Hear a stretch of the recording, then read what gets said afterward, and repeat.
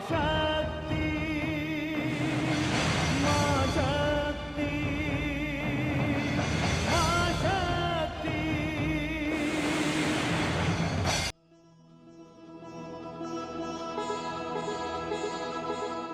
आप देख रही हैं ना, मैंने आपसे कहा था ना कि हमारे घर साक्षात लक्ष्मी ने जन्म लिया है। हे माते, हम पर कृपा दृष्टि रखना। पिताश्री, माताश्री,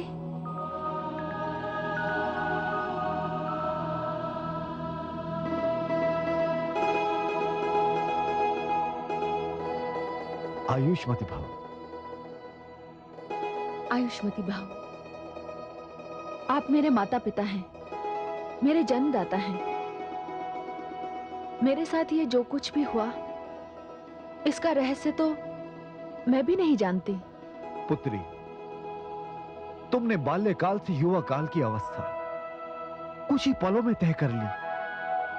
तुम्हारे साथ तो कितना बड़ा चमत्कार हुआ है। मेरा तो हृदय कांप रहा है। अब इसमें तो मेरा कोई दोष नहीं, फिर आप मुझसे भयभीत क्यों हैं? माता यदि संतान से भयभीत होगी तो संतान कहां जाएगी? नहीं नहीं मेरी पुत्री, मैं तो इसलिए घबरा गई कि वर्षों की तपस्या के पश्चात तो तुझे प्राप्त किया हमने। यदि तुझे कुछ हो जाता तो। माते, इस समय मेरे हृदय में न जाने क्यों भगवान श्री विष्णु के दर्शन की इच्छा हो रही है। पुत्री, ये तो बहुत ही स्वाभाविक है। क्या स्वाभाविक है पिताश्री? अभी कुछ ही समय पहले मैंने जन्म लिया, देखते देखते ही मैं युवा हो गई, और अब भगवान श्री विष्णु के दर्शन की इच्छा मन में क्यों उत्पन्न हुई, मैं ये भी नहीं जानती। पुत्री, ये तो बहुत ही पावन इच्छा है। चलो, मैं तुम्हें अभी विष्णु मंदिर ले चलता हूं। आओ। महारानी, आप राजकुमारी का श्रृंगार करें और मैं राजकुमारी के विष्णु दर्शन का प्रबंध करता हूं। आओ पुत्री। प्रणाम पिताश्री।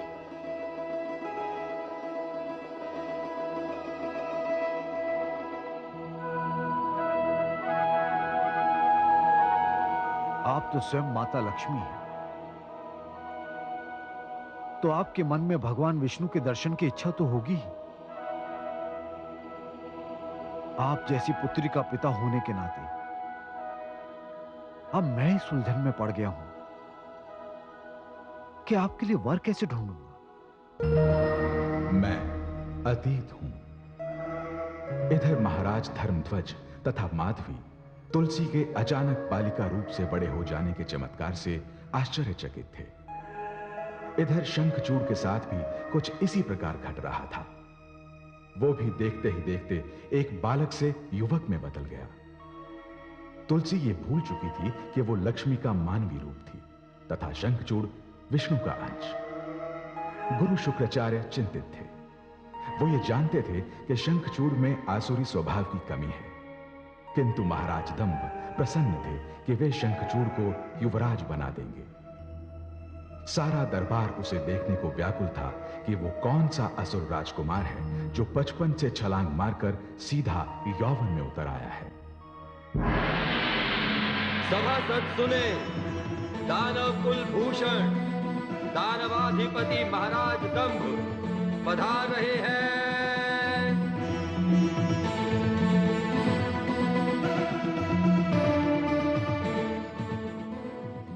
आप सब अपना अपना स्थान ग्रहण कीजिए।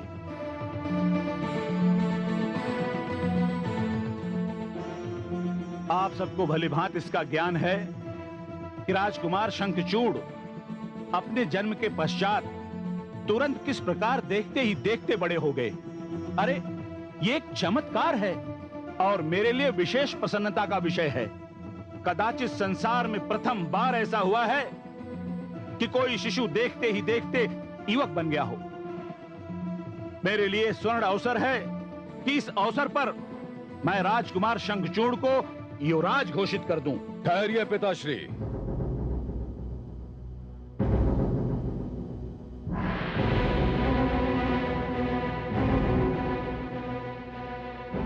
ठहरिए।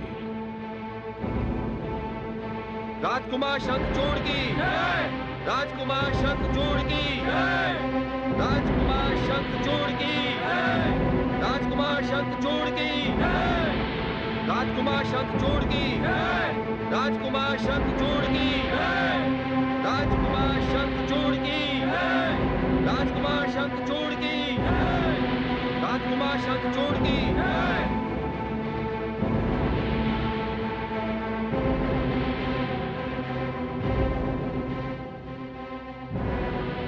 आयुष्मान भव।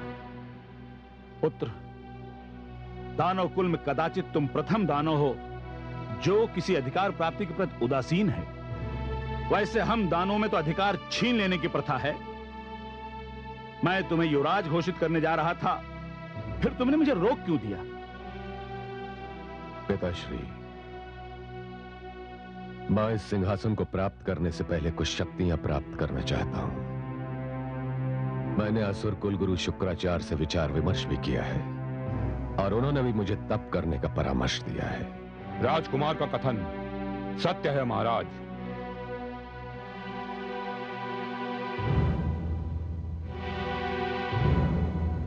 प्रणाम गुरुदेव। आयुष्मान भव।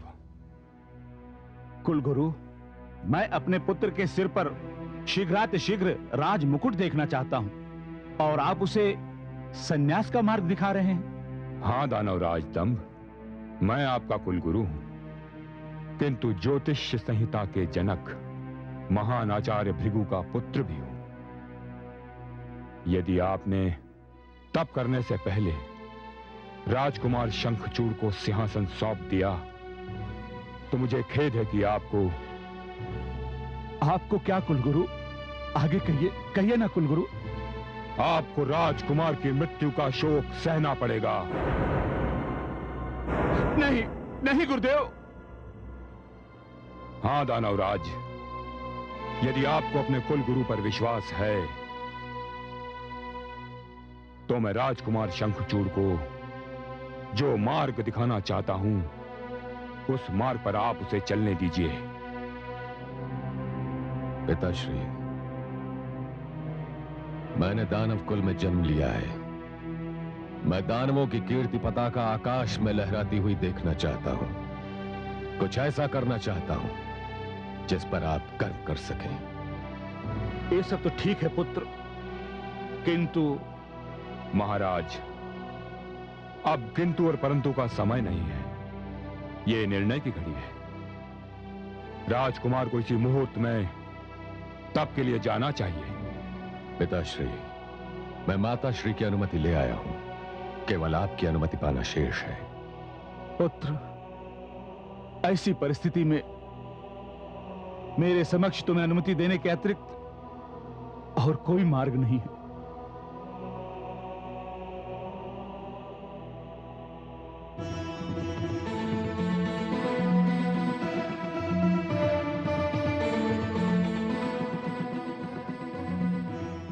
चलिए राजकुमार, मैं आपको कुछ अंतिम निर्देश देना चाहता हूं। जैसा आपका आदेश कुलगुरु।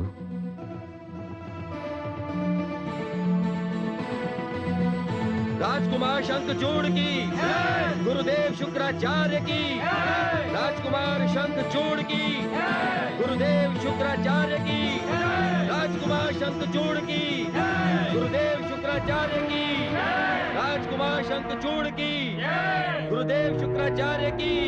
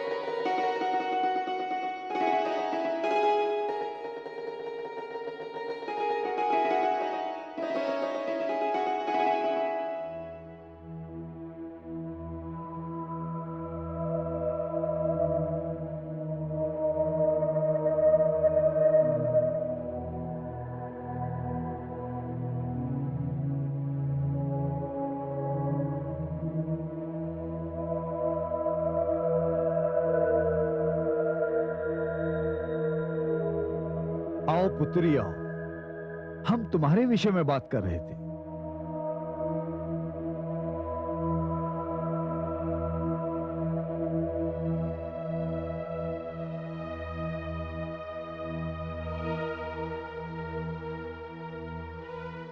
क्या बात है, आज हमारी पुत्री चिंतामग्न है? नहीं पिताश्री, मैं तो विचार मग्न हूं। हाँ, मैं आप दोनों को अवश्य ही चिंता मग्न करने आई हूं। क्या बात है पुत्री? मेरे मन में नारायण को ढूंढने की, उन्हें पाने की इच्छा घर करती जा रही है। मैं ये राजसुख त्याग कर हिमालय पर तपस्या करने जाना चाहती हूँ। ये तूने क्या कह दिया पुत्री? तुम्हें हमारे यहाँ कौन सा कष्ट है जिसके निवारण के लिए तुम नारायण का तप करने जाना चाहती हो? माताश्री, मुझे यहाँ कोई कष्ट नहीं, और आप जैसे माता पिता तो संसार में विरलों को ही प्राप्त होते हैं, परंतु जन्म लेते ही न जाने मुझे श्री नारायण को पाने की इच्छा क्यों हुई। मुझे उनके दर्शन के बिना कुछ भी अच्छा नहीं लगता। यदि आपने मुझे तप के लिए जाने की अनुमति नहीं दी, तो यह समझ लीजिए कि मुझे इस महल में दुख के अतिरिक्त और कुछ नहीं मिलेगा। जीवन मेरे लिए बोझ बन जाएगा। पुत्री, रुकिए महारानी, आप नहीं जानती, किंतु मैं पुत्री तुलसी की इच्छा से परिचित हूं। श्री नारायण की प्राप्ति की इनकी इच्छा अत्यंत स्वाभाविक है। पुत्री, कन्या होकर अकेले हिमालय पर तप कर पाओगी? एक बार फिर सोच लो। सोच लिया पिताश्री। मैं कन्या हूं तो क्या, उसी हिमालय पर भगवती पार्वती ने भगवान शिव के लिए ऐसी कठोर तपस्या की है कि उनका नाम ही उमा पड़ गया। पुत्री, हम तुम्हारी इच्छा शक्ति के आगे सिर झुकाते हैं। हम जानते हैं तुम क्या हो, तुम्हारे भीतर क्या क्या शक्तियां हैं। पुत्री, हम तुम्हें श्री नारायण की तपस्या करने की अनुमति देते हैं। पिताश्री, पिताश्री। पुत्री,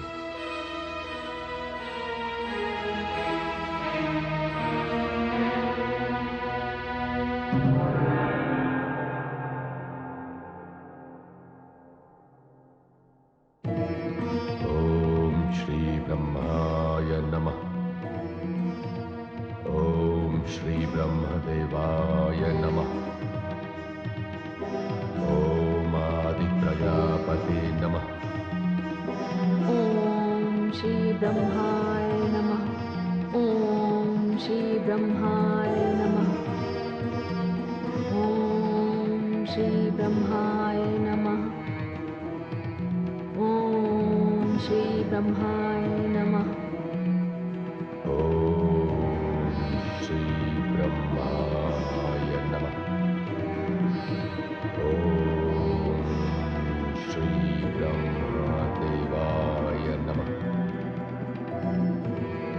ओम श्री आदि प्रजापते नमः। ओम श्री ब्रह्माय नमः। ओम श्री ब्रह्माय नमः। ओम श्री ब्रह्माय नमः। नारायण नारायण।